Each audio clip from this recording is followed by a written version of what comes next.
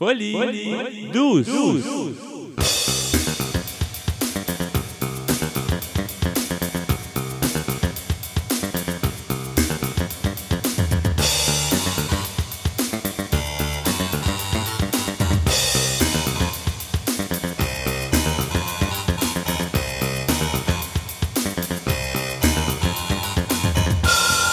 Bonjour tout le monde, bienvenue à ce nouveau rendez-vous de Folie douce. Ici Yvan Bugeaud. Aujourd'hui à l'émission, dans quelques minutes, je reçois Linda Fortier qui vient nous parler de la vision centrée sur la pleine citoyenneté en santé mentale, une nouvelle façon de voir les choses en santé mentale. Ça évolue et puis Linda va pouvoir nous expliquer ça dans quelques minutes. On a également à l'espresso ainsi qu'à l'espresso allongé, le sujet est la violence conjugale. Pierre va nous amener ce sujet-là. On va pouvoir en parler pendant deux segments. Et on a également notre collaborateur Bernard Saunier en deuxième demi-heure qui va nous parler de ses humeurs culturelles. Alors, tout ça à l'émission Folie douce pour la prochaine heure. On a bien sûr des chansons. On commence avec la première dans quelques instants de Jali. La chanson s'intitule Espagnola. Bienvenue à Folie douce.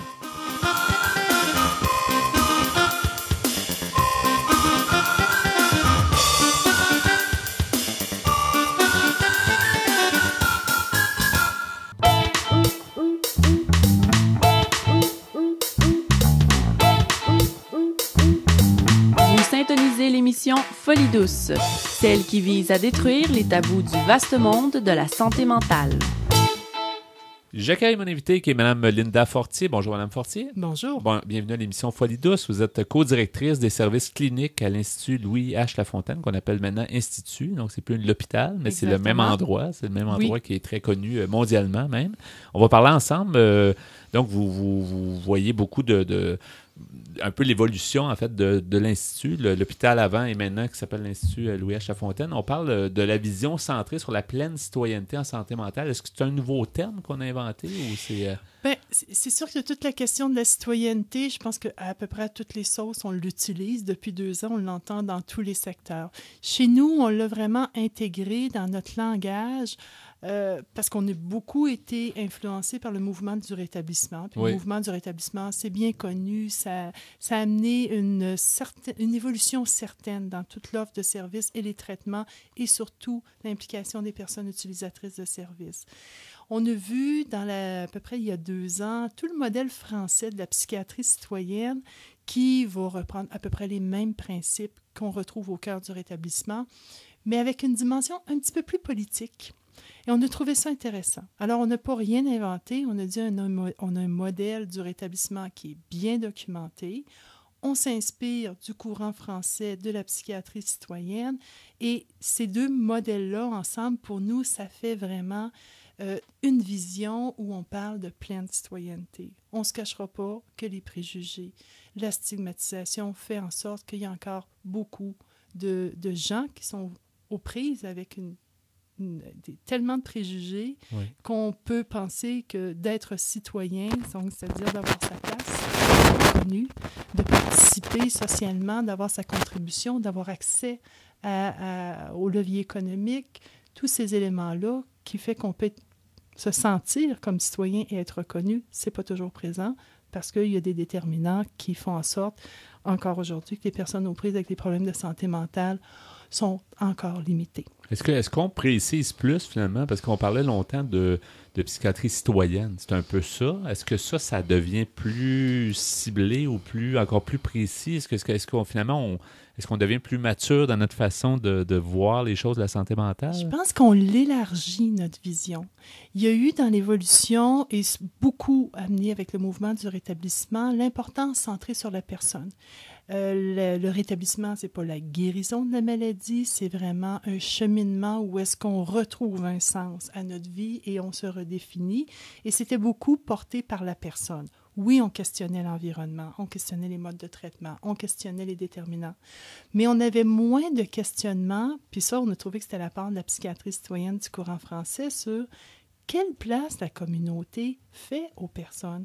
Quelle ouverture, parce qu'il faut que nous, chacun comme citoyen, comme membre de la communauté et les élus, puis ça, c'est une question qu'on a rarement adressée, c'est quoi le rôle des élus pour faire en sorte que tous les membres d'une communauté quelle que soit leur différence, aient leur place. C'est là qu'il y a un élargissement de la vision.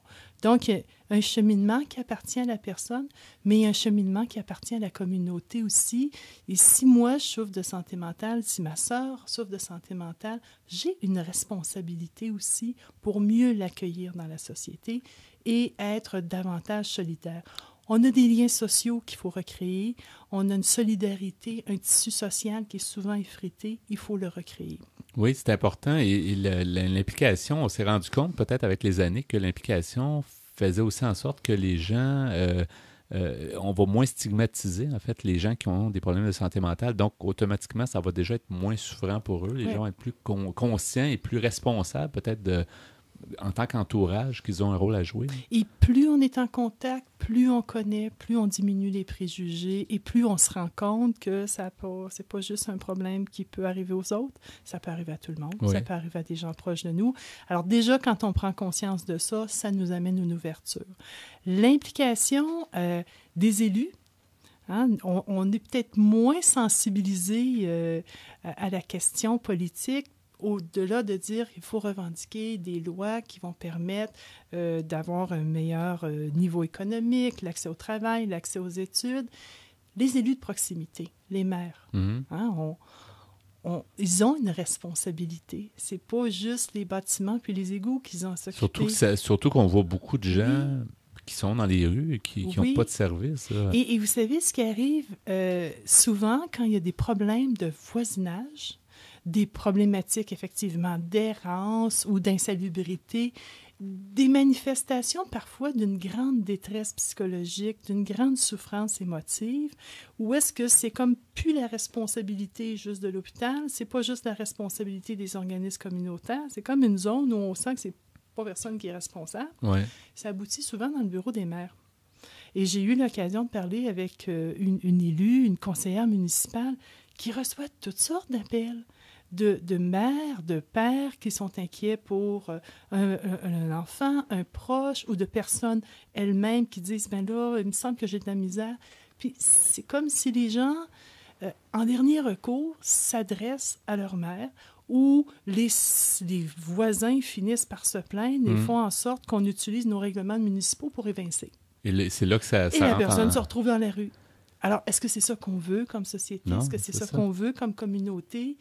Plutôt que de dire, si on en est là, c'est qu'il y a souvent une détresse, il y a une souffrance, et ça appartient à tout le monde, comme membre d'une communauté, d'avoir cet accueil et cette responsabilité-là du bien-être de chacun. C'est vrai que les élus municipaux ont rarement été impliqués, alors qu'on a souvent pensé... gouvernement du Québec, parce qu'il y a le budget de la santé qui vient du gouvernement du Québec, mais dans le fond, et même le gouvernement du Canada devrait avoir son mot à dire. Oui. Je veux dire, il y a des juridictions qui sont aussi au niveau du fédéral. À tous les paliers. Ouais. Mais la détresse quotidienne, c'est dans la proximité, Exactement. C'est dans le quartier, c'est vraiment à tous les niveaux. Et c'est une dimension pour nous qui vient raffermir cette vision de pleine citoyenneté où les deux modèles de psychiatrie citoyenne, de rétablissement, viennent apporter des compléments. Ce qu'on a dit, on a une bulle de vision centrée sur le partenariat avec les personnes. Alors, tout ce qui est la reconnaissance, savoir expérientiel, tout ce qui est la décision partagée, l'implication des familles et des proches, on se dit, ça, c'est une première bulle où est-ce que, dans nos pratiques, dans nos façons de faire, il faut qu'on tienne compte de ces dimensions-là. On a une deuxième bulle où est-ce qu'on dit partenariat avec nos partenaires, l'intersectoriel. Comme représentante d'hôpital, je ne peux pas tout offrir les services, je ne peux pas tout prendre en charge. J'ai un mandat, les partenaires de la première ligne, du réseau primaire, les élus. Alors, il faut, et ce n'est pas juste le champ de la santé, il faut que je me mette en lien avec les gens qui s'occupent du travail, les gens qui s'occupent des loisirs, pour qu'on coordonne mieux. Parce qu'il faut sortir de la ségrégation des services. On était une époque où est-ce qu'on avait tous nos services spécialisés pour les problèmes avec les gens de santé mentale, mais on a ségrégé, on a créé certains ghettos. Et c'est pas normal. Et on travaille en vase clos souvent. Exactement. On se dit santé mentale, mais dans le fond, ça touche tout. Ça touche tout le monde, ça Tout touche à tous les fait. univers. Hein? Avec l'évolution de nos chiffres un peu tristes, on se rend compte Oui. que personne n'est à l'abri et c'est dans tous les niveaux et il y a des actions qui doivent se faire dans tous les secteurs. Fait que ce partenariat et l'intersectoriel, c'est la deuxième bulle où est-ce que nous, on se dit, quand on dit vision clinique qui nous inspire dans notre organisation de service, c'est de tenir compte de ces aspects-là. Si je développe un nouveau service, est-ce que je le fais en partenariat? Est-ce que j'ai fait les liens nécessaires? Et est-ce que c'est ouvert dans la communauté et ça donne accès aux services de monsieur, madame, tout le monde, tout citoyen? Le portrait est bon, on l'a devant nous, puis ça fait beaucoup de sens, mais comment on le met en pratique? Parce que c'est pas facile à faire changer ce gros paquebot-là qui a roulé, qui a navigué depuis des années. 140 ans d'histoire, mais je vous dirais, bon, moi, ça fait très longtemps que je suis à l'hôpital et je trouve ça absolument fascinant de voir comment un gros institut continue d'évoluer puis d'être toujours dans la recherche des meilleures pratiques, de centrer sur la qualité des services. Si vous me dites, est-ce que demain matin, tous vos services sont vraiment conformes aux principes? Non.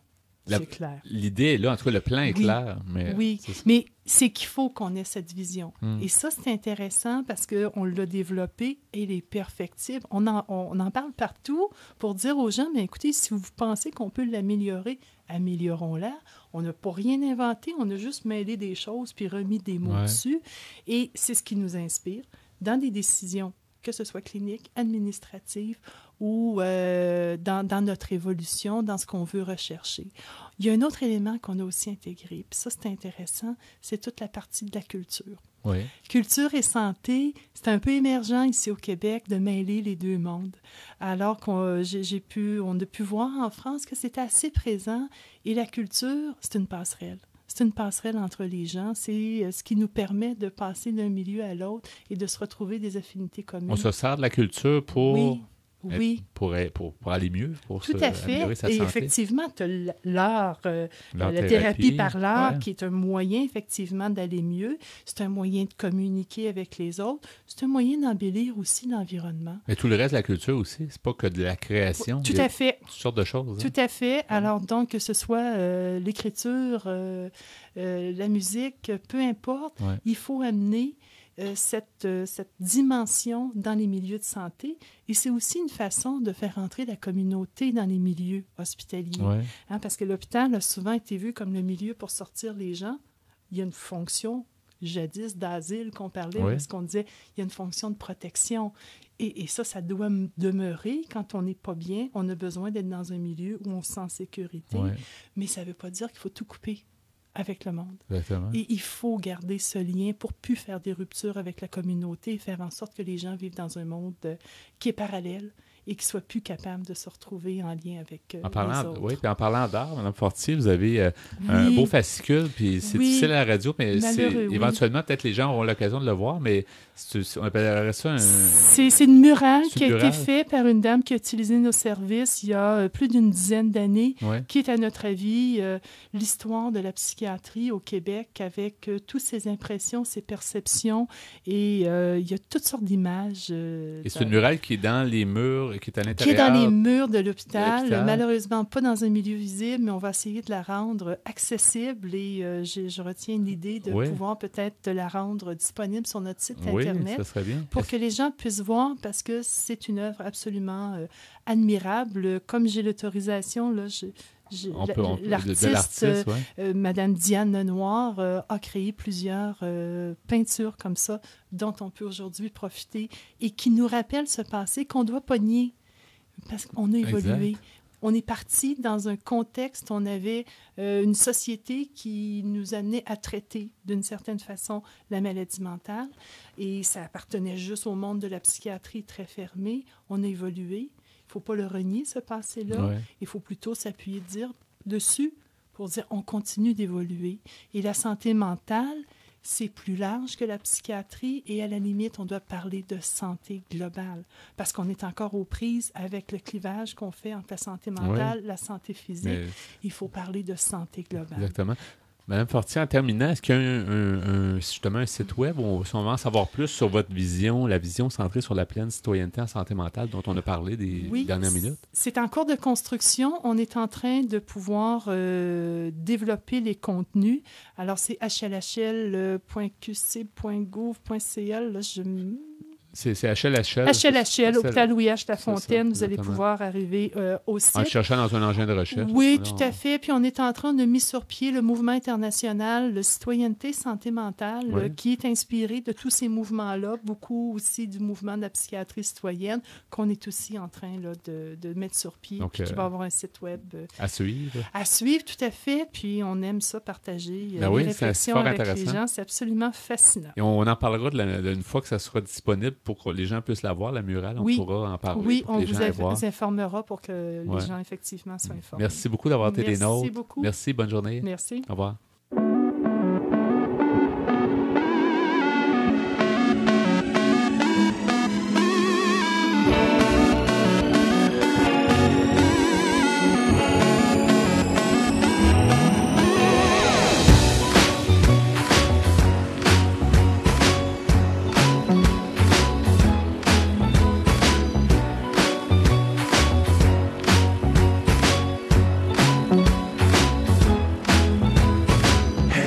Ça fait déjà un bout que je peux plus dire que je t'aime. La fille qui est dans mon lit, je la vois de moins en moins dans la vie que je mène. Mais hey, je sais qu'on est ensemble depuis longtemps, mais l'amour est parti au vent, s'est dissipé au fil du temps sans rien dire. Hey, j'ai déjà cessé de croire que ça va revenir. Je vais enfin pouvoir me leur dire que c'est ton enfant que je veux tenir. Mais j'essaye de trouver les bons mots pour dire que l'amour est mort. J'essaye de fuir de tous les bords, mais je peux le sentir dans tout mon corps que c'est mort.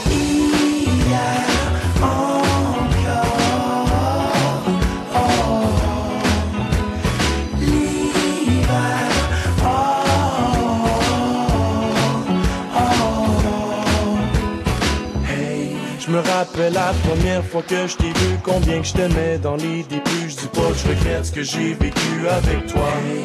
On est deux étrangers qui vivent ensemble à regarder mourir la flamme, s'éteindre et partir ensemble. J'ai plus sommeil, je vois souvent le soleil se lever. Je passe des nuits blanches à paniquer devant l'évidence que je vais laisser un vide immense. Pourtant j'essaye encore de me convaincre que ça te fera pas trop mal quand tu vas me demander si je t'aime pis que moi je vais te répondre, faut qu'on se parle.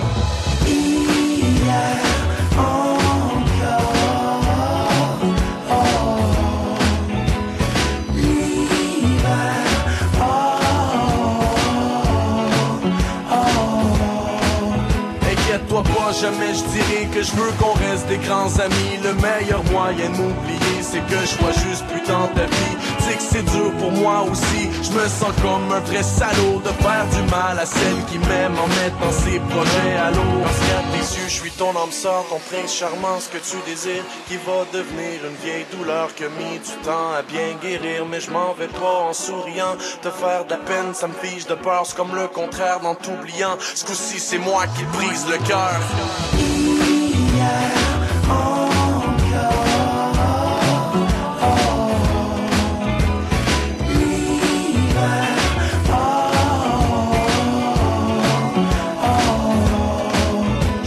J'ai pris toutes mes affaires, là mon taxi est en avant.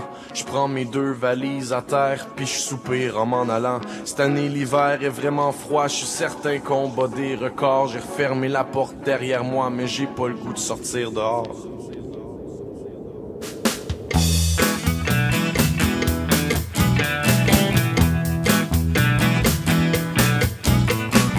Que vous soyez au boulot ou dans l'auto, à moto ou à vélo, en manteau ou en speedo, vous écoutez Folie douce.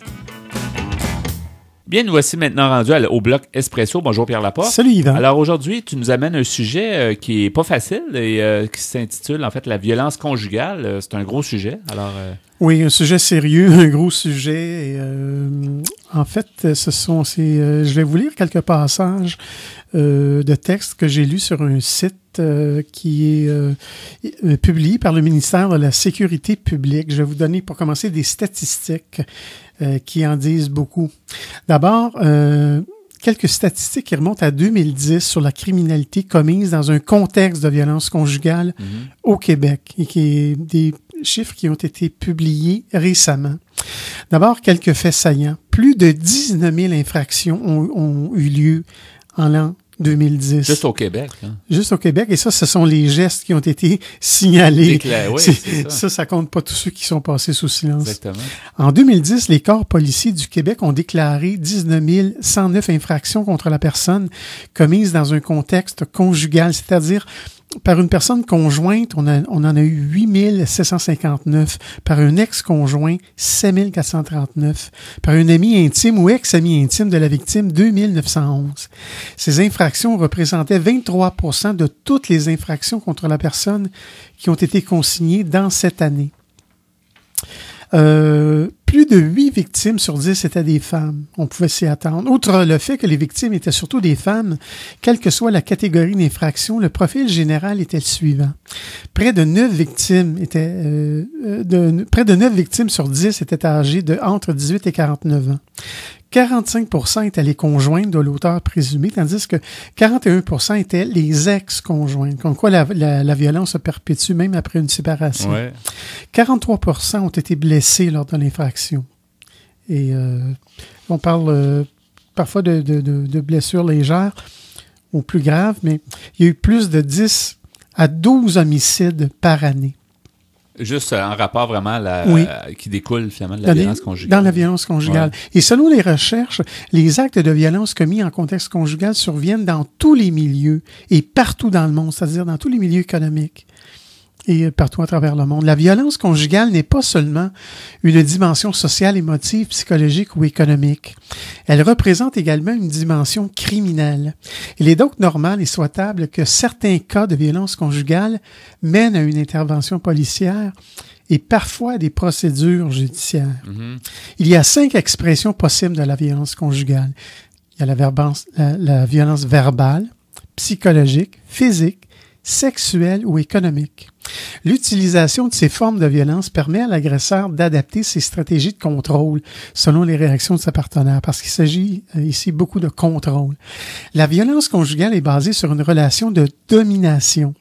Les victimes peuvent souffrir d'isolement, de harcèlement, de dénigrement, d'humiliation, d'intimidation, de dévalorisation, de menaces, de violence physique et sexuelle, de chantage affectif ou d'injures. Le conjoint ayant des comportements violents peut aussi abuser de sa victime en gérant ses revenus et ses dépenses afin de lui enlever son autonomie.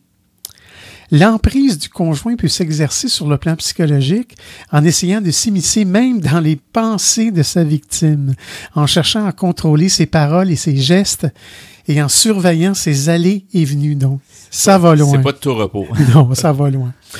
L'alcool, la drogue et le stress peuvent favoriser l'expression de la violence, mais on dit ici, mais aucun de ces éléments ne peut la justifier.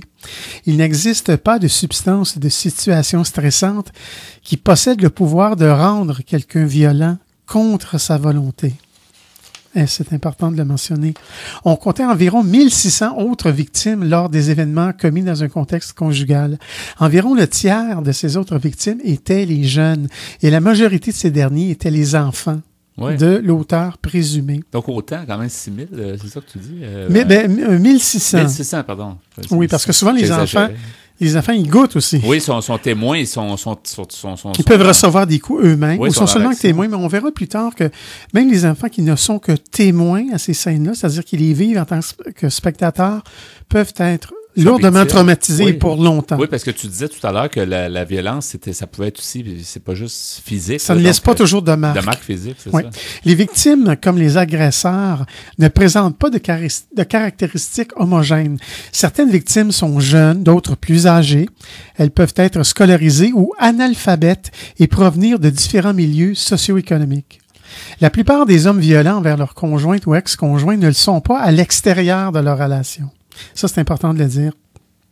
Ils sont souvent de bons collègues de travail et des voisins sympathiques, ce qui les rend difficiles à identifier. Oui. Mais on y reviendra. On va y revenir dans le dernier bloc, en fait à l'Espresso allongé, à la fin de l'émission, dans le dernier quart d'heure, justement, sur la violence conjugale. Alors, un sujet assez difficile, mais qu'on va pouvoir poursuivre à l'émission Folie douce.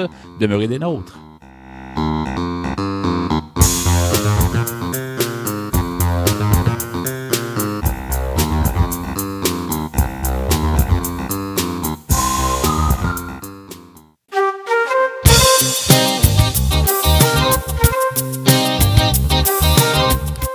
venir dans l'émission Folie douce, notre collaborateur Bernard Saunier nous présente ses humeurs culturelles. Aussi, à l'Espresso allongé, Pierre nous propose la suite sur le sujet de la violence conjugale. Vous entendrez de plus en chanson Facile de Daniel Bélanger et Cerveau ramolli de Lisa Leblanc. Vous souhaitez réagir aux propos de l'émission, vous désirez participer à Folie douce, vous avez des suggestions, écrivez-nous par courriel à l'adresse foliedouce@antenne.qc.ca ou téléphonez-nous au 514-990-9604. Vous écoutez Folie douce, l'émission hebdomadaire qui démystifie les problématiques de santé mentale depuis plus de 20 ans. De retour au micro dans quelques instants.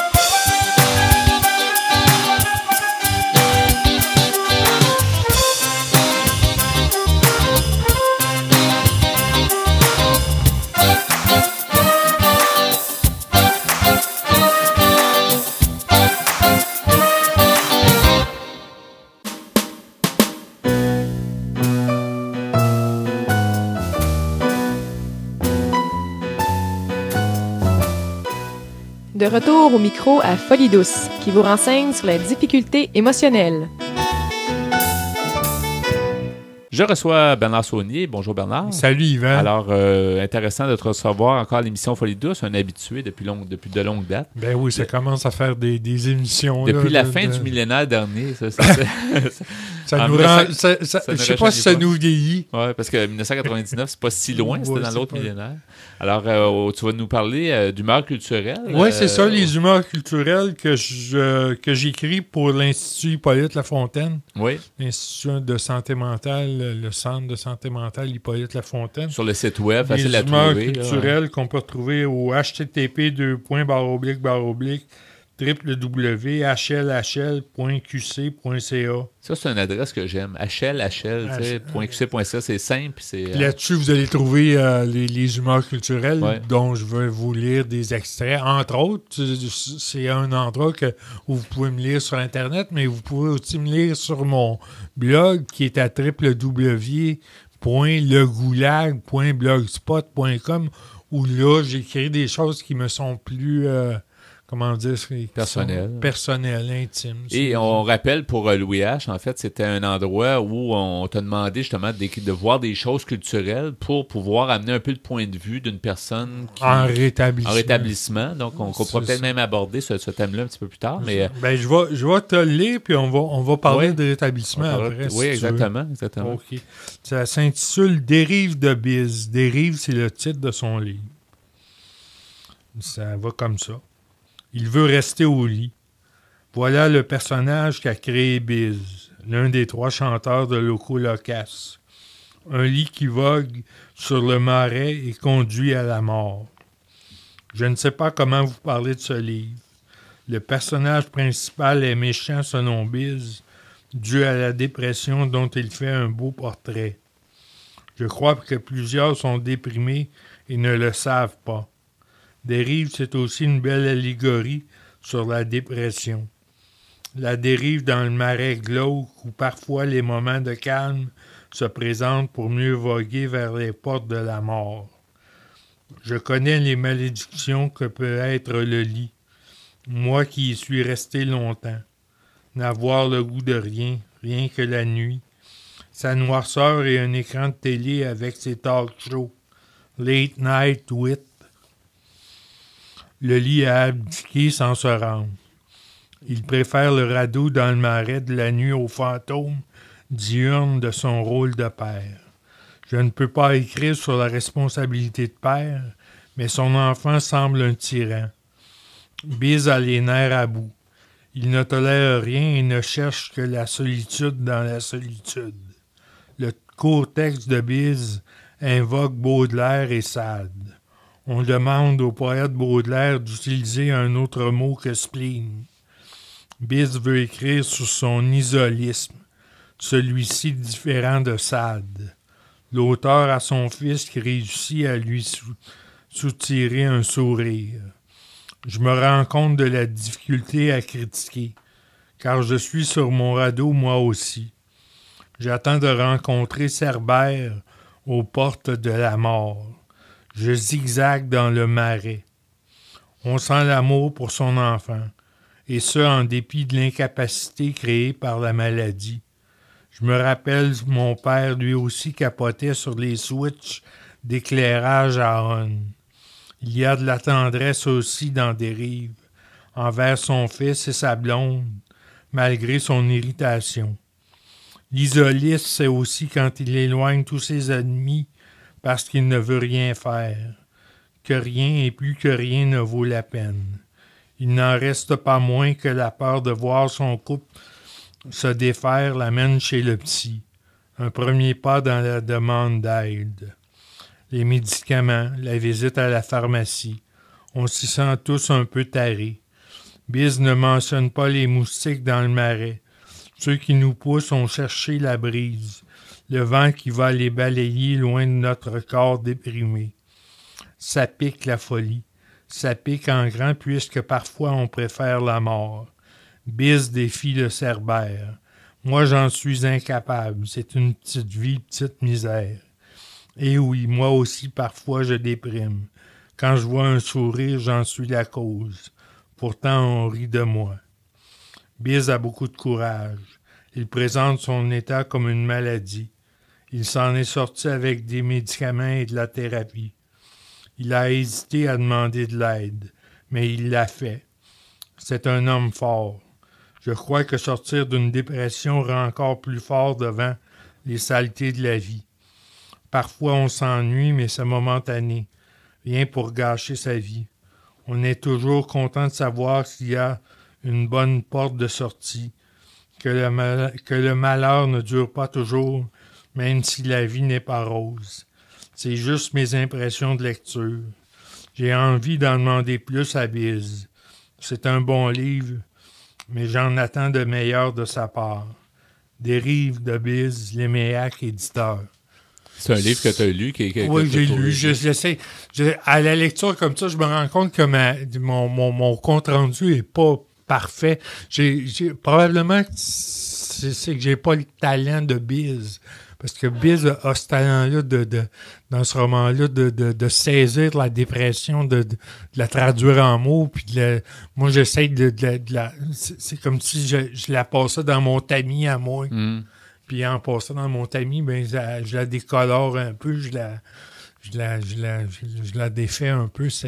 Mais c'est un livre à lire, je crois. Et dirais-tu que c'est les personnalités comme ça des personnalités publiques qui ouvrent un peu leur intérieur ou leur vie personnelle, est-ce que ça aide justement je pense que oui, je pense que ça aide beaucoup à des jeunes de voir que parce que surtout quand on parle de show business, c'est toujours les gens voient toujours ça, les vedettes, comme un monde idéal. Ils idéalisent ça. Il y a le vieux dicton qui dit comment c'était... c'est pas drôle, la vie d'artiste quand on n'est pas vedette. C'est cette vieille histoire-là, mais c'est pas nécessairement plus drôle quand t'es vedette. Quand t'es vedette pis t'es déprimé, là, c'est pas... c'est un mythe, ça aussi, qui est un peu anéanti, parce que les gens croient ça, mais... c'est ça, tu sais, le spectacle, on dit aussi « the show must go on ».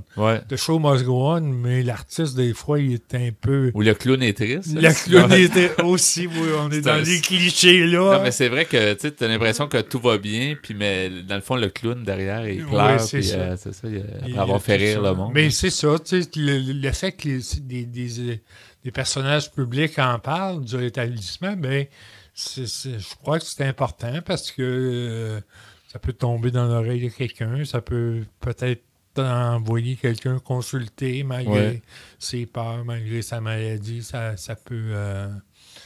Moi, c'est un peu pour ça que je parle aussi, parce que j'ai passé à travers la maladie mentale, puis je voudrais dire qu'il y a moyen de faire des choses, il y a moyen de vivre malgré cette maladie-là qui, à un moment dans la vie, est très, très prenante, est très souffrante, et très douloureuse.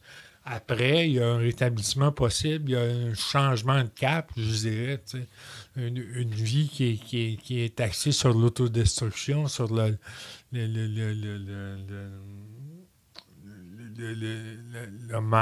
malaise, la maladie. On peut changer de cap et aller vers le rétablissement en faisant des choses qui correspondent à ce qu'on a comme valeur profonde. Comment tu le vois, peut-être le rétablissement puis ton rétablissement, comment tu vois ça personnellement? Tu sais, la grande question du rétablissement, est-ce que c'est une bonne chose qu'on en parle? Puis qu'on... Je pense que oui, c'est une bonne chose qu'on en parle, mais en même temps, ce que je vois là-dedans, c'est qu'il y a aussi une question de milieu. Hein? Tu sais, si tu es malade puis tu tombes dans... Je ramène toujours ça, moi. Si tu es malade puis tu tombes dans une shop, ça va aller mal en tabarnak. Ouais, parce que t'es pas dans un milieu qui va te porter à aller mieux. C'est ça, tu sais. C'est pas là que tu vas te faire soigner. Ce qui fait que... Ça te prend un bon environnement. Ça prend un environnement, ne serait-ce que pour détecter, ne serait-ce que pour justement t'appuyer dans cette démarche-là de soins ou de consultation. Donc, le rétablissement se fait en collaboration, se fait pas seul, mais se fait avec un environnement. Il ne faut surtout pas rester seul, parce que je pense que la maladie, il y a ça aussi dans la maladie. Il y a cette bise d'isolisme. C'est bien ça, c'est cette solitude-là qui est présente dans la maladie et qu'on vit... Moi, j'ai vécu ça comme comment dire... une incompréhension totale. Là. Les gens avaient beau au moment où tu étais dans ton plus bas, en fait. Dans mon plus bas, c'est ça. Il y a plusieurs années, il faut dire. Puis, ben c'est ça, je tiens à le dire, que c'est possible de se rétablir, que on peut... il y avait une de ma marraine de baptême qui m'avait écrit un mot pas longtemps avant son décès pour me dire que tout passait, même les pires maladies. Ça a une fin, là. C'est pas éternel. C'est ça peut être juste plus long. Des fois, on voit pas le bout, mais... C'est ça, le temps paraît très long, mais tu m'aurais dit, moi, il y a 20 ans, que que tu ferais que je ferais ça, puis je te raconterais ça. Ouais. T'aurais de la misère à croire. Dit, ben non. T'étais comme au plus bas, tu pensais que ça allait finir. Ça finissait. C'était la fin. Il y a beaucoup de déprime là-dedans, il y a beaucoup de découragement, puis c'est ça, on voit pas le bout du tunnel. Il y a tout le côté des hallucinations aussi. Dirais-tu que ton côté aussi, comme autodidacte, ou le fait que tu écris de façon régulière, est-ce que toi, de toi-même, ça t'a beaucoup aidé? Oui, moi, je pense que c'est essentiel. C'est pas juste l'extérieur, c'est soi-même. C'est aussi, pas moi, là, je pense que c'est essentiel. Comme là, de ce temps-là, j'écris pas, mais je vais venir remettre, mais je pense que des fois, je vois un pas aussi bien, je dirais, puis je m'aperçois que j'écris pas dans cette période-là. Ça fait que je pense que c'est important de garder un lien avec le cahier, avec l'écriture, puis parce que, comment dire, on n'a pas toujours quelqu'un à notre écoute, puis le cahier, comme je dis souvent, le cahier, il est toujours là, lui. Il va toujours écouter, puis il va toujours être là pour que tu mettes ton mot dedans, puis quitte à te relire un an plus tard, puis à essayer de faire quelque chose ou à ne rien faire. Je t'ai coupé un peu sur les hallucinations, mais on a peut-être une minute, si vous voulez rajouter quelque chose. Ça, les hallucinations, c'est surtout l'auditif. Pour moi, c'est ça, puis toi, c'est ça qui t'arrivait, dans le fond. C'est ça qui m'arrivait. C'était très souffrant. C'est-à-dire que tu entendais des hallucinations auditives. Parce que quand on me parle de voix, tu sais, j'ai pas de misère à comprendre que quelqu'un entend des voix. Mais moi, j'ai toujours l'idée que c'est dans ma tête que ça se passe. Je sais que c'est dans ma tête. Mais en même temps, j'ai appris aussi des fois, quand il y a des petites choses qui cloche. J'ai appris à vérifier. Je Ouais, demande. ouais. Si je parle au téléphone puis j'entends quelque chose puis que ça ne fit pas, je rappelle, hey, t'as-tu dit ça? C'est ça. Puis je Juste vérifie. pour tout de suite désamorcer. C'est là. ça, pour que ça un bon tombe, truc. ça décroche. Là. Ouais. C'est intéressant. Merci beaucoup, Bernard, de ta présence encore une fois. On te lit donc sur legoulag.blogspot.com ou sinon sur le site de Louis-Hippolyte Lafontaine, HLHL. Donc, on peut trouver très facilement par l'engin de recherche ou directement en le tapant. Là. Merci beaucoup. Je te remercie, moi Merci. aussi. À la prochaine.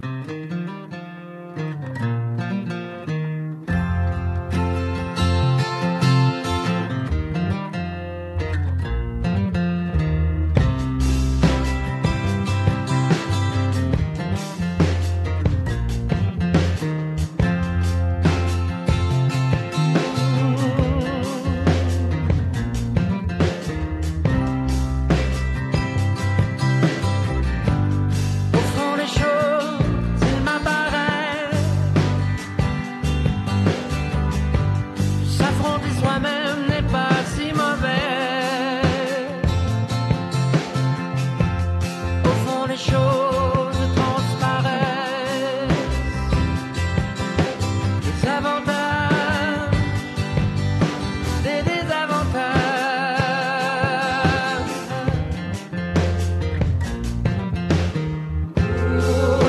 Mais ce n'est jamais facile.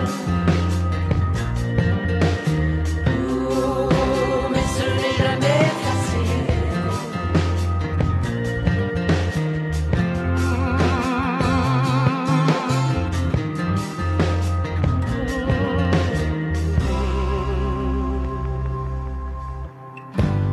Au fond des choses, il apparaît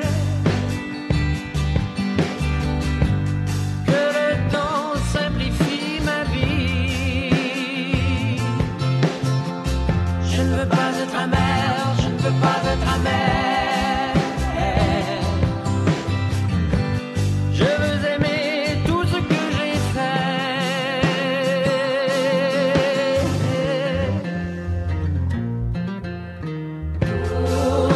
Mais ce n'est jamais facile. Mais ce n'est jamais facile. Mais ce n'est jamais facile. Mais ce n'est jamais facile.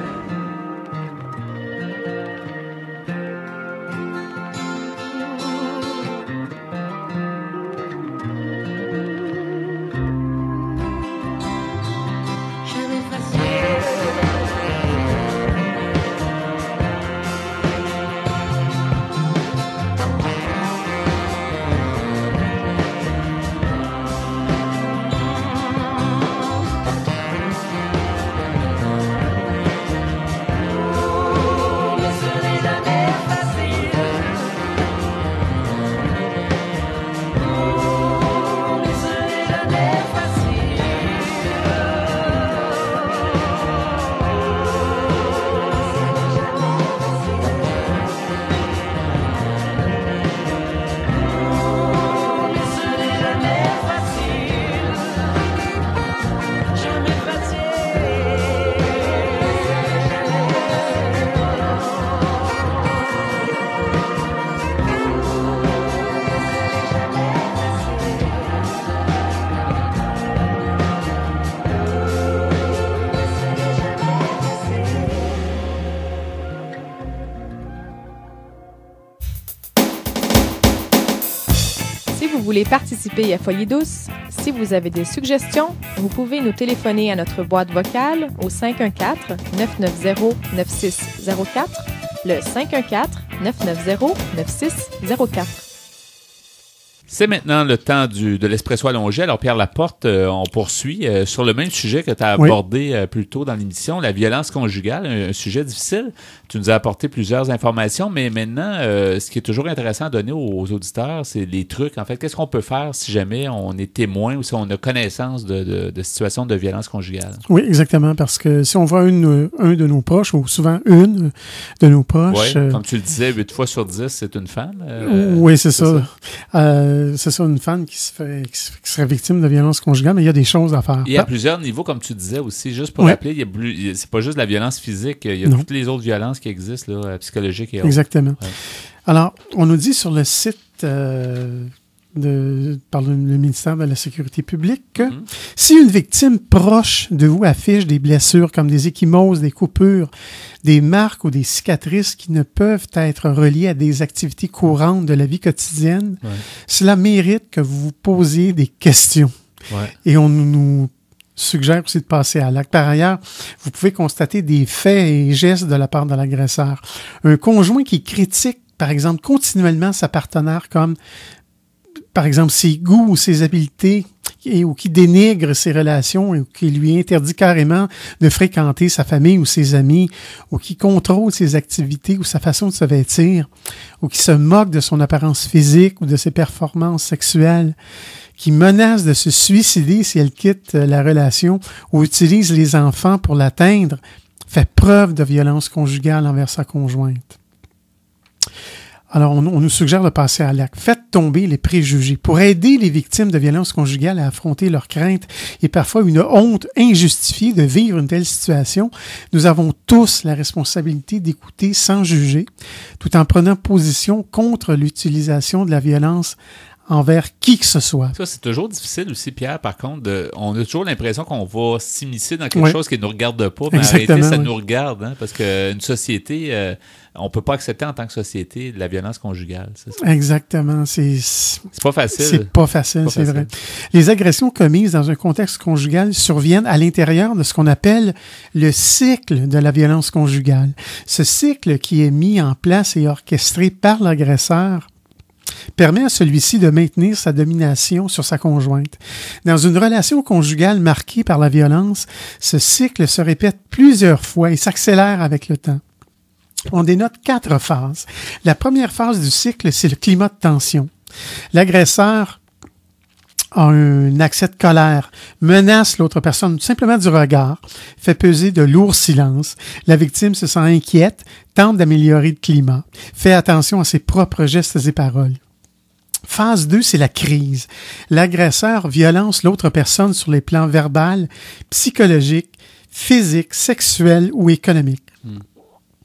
La victime se sent humiliée, triste, et elle a le sentiment que la situation est injuste. Phase 3, c'est la justification. L'agresseur trouve des excuses pour justifier son comportement. La victime tente de comprendre ses explications, l'aide à changer, doute de ses propres perceptions et se sent responsable de la situation. Et la phase 4, on l'appelle la lune de miel, c'est-à-dire que l'agresseur demande pardon. Il parle de thérapie qu'il pourrait suivre ou encore de se suicider lui-même.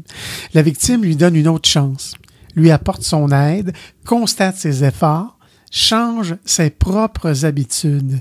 Et enfin, le cycle recommence. Mais est-ce qu'on peut dire que les agresseurs, est-ce qu'on peut peut-être pas généraliser, mais est-ce qu'ils sont des manipulateurs, finalement? Mais certainement, certainement. Ça ressemble à ça. Mais certainement, parce que si on voit jusqu'à menacer de se suicider, c'est de la manipulation. Ouais. Mais je vais vous laisser 2 numéros de téléphone. Il y a évidemment, si on a des doutes, là, évidemment, si une femme elle-même est victime de violence conjugale, ou si on soupçonne une amie proche ou une parente proche d'être victime, ben on peut tout simplement faire le 911 et appeler la police. Ah oui, on peut pour aider la personne, là, pour venir en aide à la personne. Oui. Maintenant, il y a un autre numéro, c'est l'organisme SOS Violence Conjugale. C'est de l'aide, de l'écoute et de l'hébergement en tout temps. Pour la région de Montréal, c'est le 514-873-9010. 873-9010. Et sans frais, il y a un numéro 1-800-363-9010. Et il y a le site www.sosviolenceconjugale.ca. Alors, ce sont des coordonnées que l'on peut... dont on peut se servir. C'est un sujet qui est intéressant, qui est difficile, mais je pense intéressant surtout en donnant les points. Et éventuellement, je pense que tu vas y revenir aussi. Je vais revenir, oui, sur le sujet. Dans une autre émission, oui. C'était très intéressant.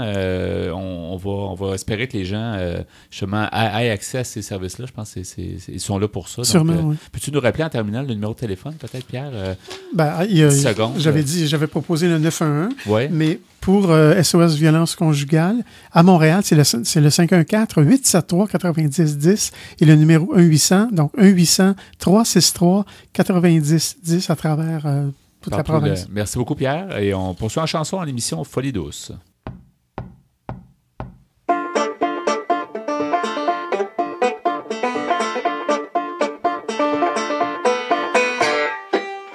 Tellement plus rien qui se passe dans ma vie. Je lis des livres, je regarde la TV, puis des films en jogging. Tellement plus rien qui se passe dans ma vie. Je me couche à 9h, je me lève de bonne heure. Pour aucune raison spécifique, je suis rendu plate à mourir. Je file mon cerveau ramollir. Je suis rendu plate à mourir. Je file mon cerveau ramollir.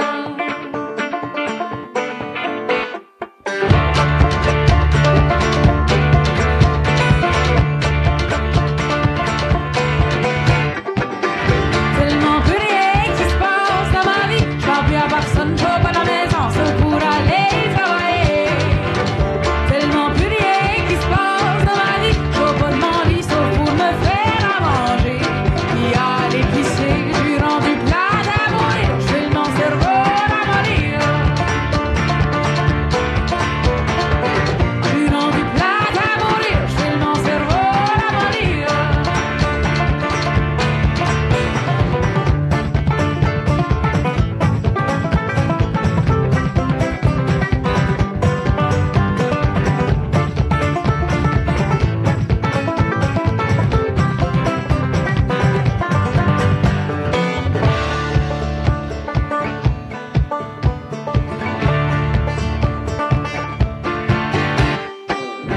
Tellement plus rien qui se passe dans ma vie. J'ai pas de chien, j'ai pas de chat, j'ai pas de char, j'ai pas de chum.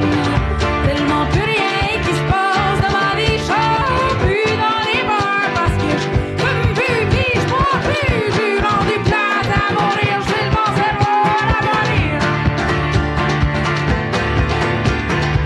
Je suis rendu plate à mourir. Je file mon cerveau ramollir. Je suis rendu plate à mourir. Je file mon cerveau ramollir. Je suis rendu plate à mourir. Je file mon cerveau ramollir.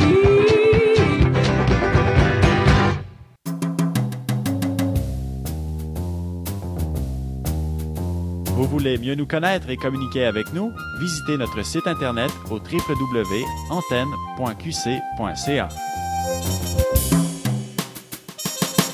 En terminant cette émission de Folie douce, encore une heure qui a passé très rapidement. Donc, on a écouté bien sûr des chansons et on va faire la nomenclature des chansons avec Pierre dans un instant. Donc, les chansons de l'émission, très important toujours dans notre émission. On a écouté en début d'émission Espagnola. Oui, de Jali. Oui, on a écouté L'hiver. De Corias. Dans la deuxième demi, on a pu entendre Facile. Oui, de Daniel Bélanger. Un incontournable, Daniel Oui. Bélanger au Québec. Hein, et à l'instant, Cerveau ramolli. Une autre incontournable bientôt, peut-être. Oui. Lisa Leblanc. Ben, merci beaucoup, Pierre, pour le choix musical. C'est très intéressant. Je remercie notre invité en début d'émission, Linda Fortier, qui nous a parlé d'une vision centrée, pleine citoyenneté, donc en santé mentale. Une nouvelle façon une nouvelle appellation, en fait, au niveau de la santé mentale. C'est intéressant de voir cette nouvelle façon de voir les choses. On a eu, bien sûr, notre collaborateur Bernard Saunier qui nous a partagé ses humeurs culturelles. Dans ton cas, Pierre, à l'Espresso allongé, tu nous as parlé d'un sujet difficile, mais important, la violence conjugale, oui. avec les informations aussi. C'est fort important d'intervenir si on est témoin, surtout de ça, ou si on est victime, évidemment. Là. Oui, et on a des endroits où appeler. Oui, exactement. Merci beaucoup, Pierre, pour la mise en onde également. Bienvenue, mon cher Je m'accroche. Et c'est moi au micro, donc Yvan Bugeaud. Bonne semaine à tous et à la prochaine Folie douce. Salut, Pierre. Salut. Bye-bye.